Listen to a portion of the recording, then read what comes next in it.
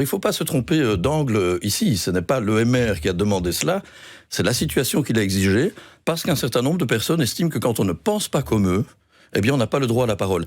Ce que je trouve assez remarquable là-dedans, c'est que ceux qui se prétendent antifascistes, en fait, utilisent les méthodes du fascisme, c'est-à-dire quand on n'est pas dans leur faisceau, eh bien, on n'a pas le droit à la parole.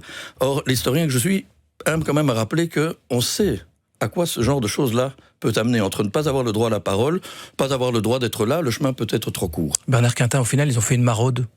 Est-ce que le dispositif était proportionné au regard des moyens, justement, policiers en ce moment que vous cherchez ? Mais la question se serait peut-être posée autrement si les choses ne s'étaient pas passées comme elles se sont passées grâce au dispositif policier.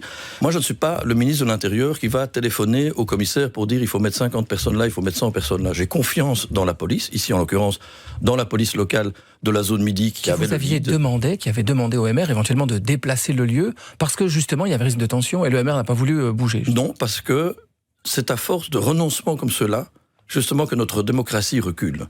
Le MR, jusqu'à preuve du contraire, je voudrais qu'on me l'apporte, j'entends beaucoup de gens qui disent non, c'est pas un parti démocratique, bien qu'on en apporte la preuve, pas seulement par des déclarations à l'emporte-pièce.